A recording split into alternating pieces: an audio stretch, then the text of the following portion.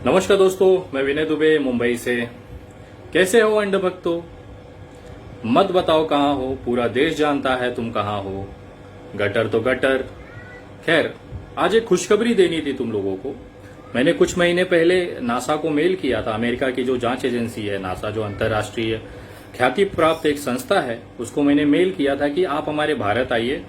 हमारे यहाँ एक सत्यानाशा है जो केवल झांसा देता है, और उसके जो सैनिक हैं उस पे जरा आप रिसर्च करिए। आपको हमें जानना चाहते हैं वो कौन सी प्रजाति के प्राणी हैं। उन्होंने रिसर्च की रिपोर्ट आई।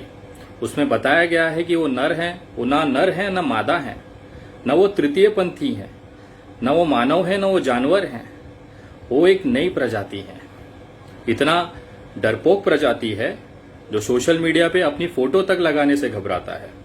यहां तक कि अपना असली नाम लिखने में भी उनकी पैंट गीली हो जाती है, और बातें इस तरह से करते हैं जैसे पूरे देश की जिम्मेदारी इनके कंधों पर है। जब इनके पास जवाब नहीं होता तो ये उतर जाते हैं अपने माता पिता के दिए हुए संस्कारों के ऊपर। मोहल्ले भर की मेहनत के बाद जो इनको मिला है, जो इनका जन्म हुआ है, उसके बाद ये उसी रंग में आ जाते हैं। ये दूसरों की मां बहन करने में एक क्षण भी नहीं गवाते हैं। ये ऐसे प्राणी हैं जिन्हें अपने बाप का पता नहीं होता, लेकिन दूसरे के बापों के नाम और उनके लिंग में ज्यादा इंटरेस्ट रखते हैं कि उनका लिंग कैसा है, वो क्या है, इसमें उनका ज्यादा इंटरेस्ट होता है। अगर आप 90% इनके पोस्ट देखें तो ये केवल मुसलमानों को टारगेट करते हैं। मुसलमानों को इसके लिए पता नहीं ये क्यों इतना टारगेट करते हैं। मुसलमानों ने इनकी क्या मार के रखी हुई है वो आज तक पता नहीं चला कि उनको तकलीफ क्या है।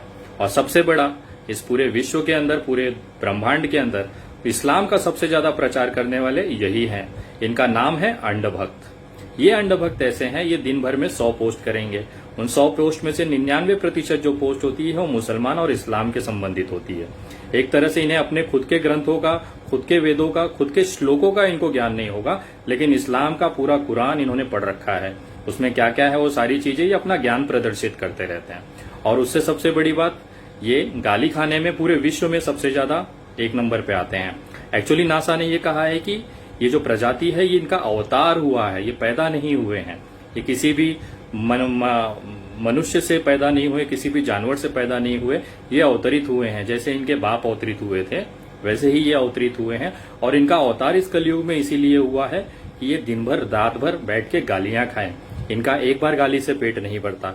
ये एक पोस्ट पे 100 गालियां खाते हैं, फिर दूसरे के पोस्ट पे 100 गालियां खाते हैं। ऐसा दिन भर में अगर 5-6 हजार गालियां अपने माँ बाप को ना खिलवाएं तब तक इनको चैन नहीं पड़ता। इस प्रजाति में सबसे खूबसूरत बात यह है, इतने बेशरम होते हैं, इतने निर्लज्ज होते हैं, इनको हर जगह से दुत्कारा जाता है, पिछवाड़े लात मारी जाती है, उसके बाद भी इनको तृप्ति नहीं होती। ये बार बार मुंह उठा के चले आएंगे, और जिसके पोस्ट पे आएंगे उससे बोलते हैं, उनसे कहते हैं कि तू निकल यहां से। ये आए हुए हैं उनके पोस्ट पे मुंह उठा के, और इनको कहते हैं कि चल निकल।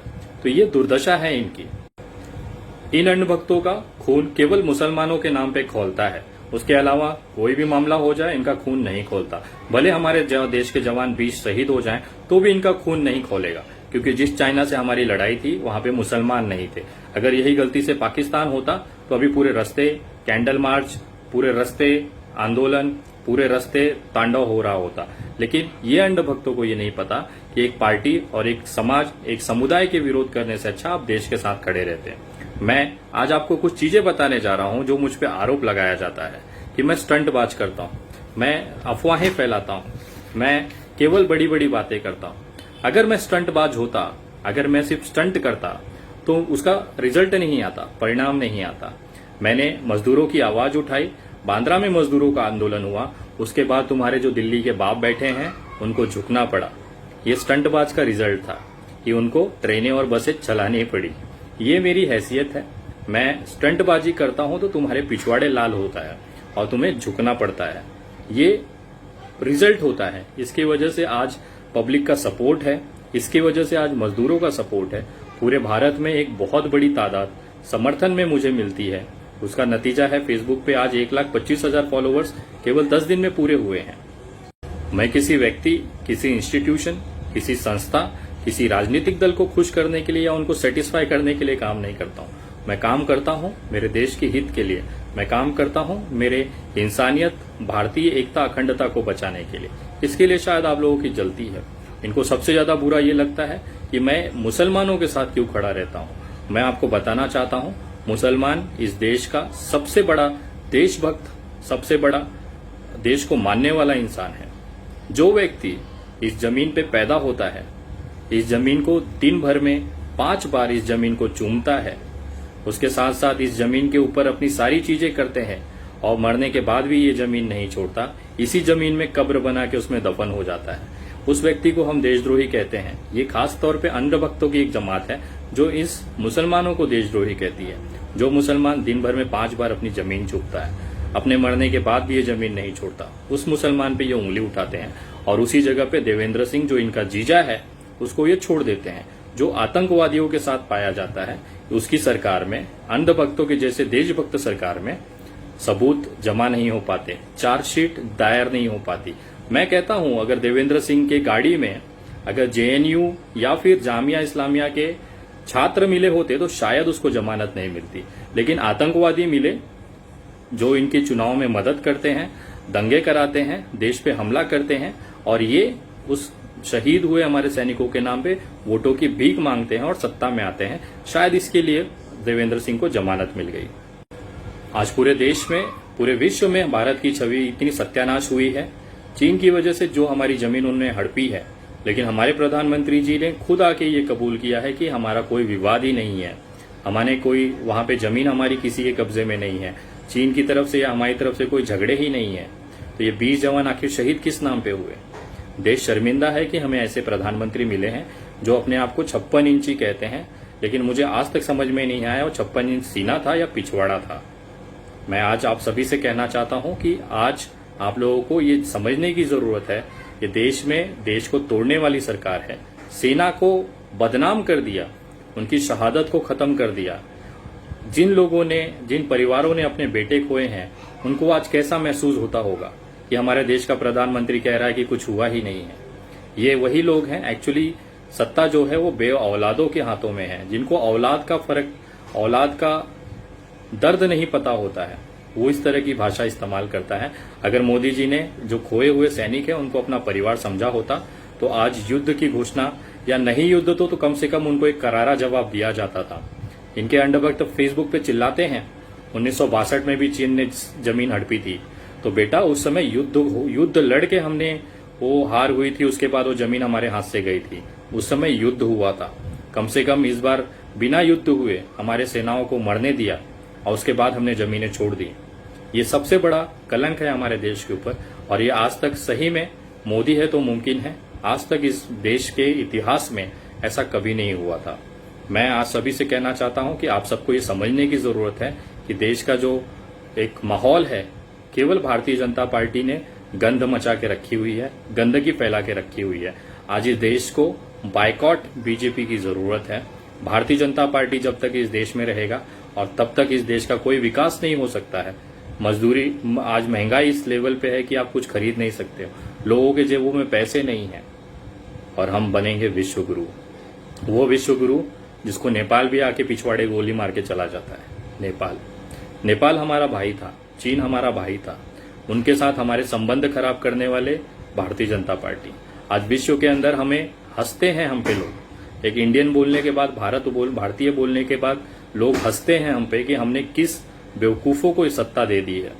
आज वो हमें इस बोलते हैं कि इस तरह से हमें बेइज्जत होना पड़ रहा है इस पूरे विश्व के सामने। देश के अंदर तो हालात है ही हैं, आम जनता मर रही है, सरकार जो करोड़ों अरबों रुपया है वो उद्योगपतियों को भेज रही है। ये सारी दिक्कतें हैं हमारे देश में। आज कोई खास विषय नहीं था। जाते जाते केवल इतना कहना चाहूंगा कि मैं नरेंद्र मोदी से नहीं डरता हूं, मैं उनके किसी मुख्यमंत्री से नहीं डरता हूं। मेरा जो आप बिगाड़ सकते हैं बिगाड़ लें, मेरी आवाज इसी तरह से चलती रहेगी और इन अंधभक्तों का मैं तबीयत से बजाता रहूंगा। आज मुझे भारत के संविधान पे विश्वास है और इसी संविधान ने मुझे ये अधिकार दिया है कि मैं अपनी बात रख सकता हूं डंके की चोट पर। आज इस समय लाशों के ढेर लगे हुए हैं, सारी चीजें अपनी जगह हैं। आज मैं आप लोगों से एक निवेदन करना चाहता हूं कि इन जो लोगों के घरों में मृत्यु हो रही है, देहांत हो रही है, उन लोगों के परिवार को संभालने की हमारी जिम्मेदारी है। एक मुहिम मैंने चलाई है मुंबई के अंदर, अगर आप लोग भी इस मुहिम का हिस्सा बनना चाहते हैं, उनके घर राशन, उनके घर भोजन और उन लाशों के अंतिम संस्कार में अगर आप भी मदद करना चाहते हैं तो आप मुझे मदद भेज सकते हैं। जिस तरह से दिल्ली दंगों में आप लोगों ने मदद किया था, अपेक्षा करता हूं वापस से एक बार आप लोगों की जरूरत है। आप पेटीएम, गूगल पे, फोन पे भी ये चीजें भेज सकते हैं, मदद जो भी हो स्वेच्छा से। कोई जरूरत नहीं है कि बड़ा अमाउंट हो, 1 रुपया भी अगर है तो इस समय उन लोगों के लिए संजीवनी बूटी है, उन लोगों के लिए जीवन दान है जिनके पास कुछ भी नहीं है। तो आप पेटीएम, गूगल पे, फोन पे भी कर सकते हैं।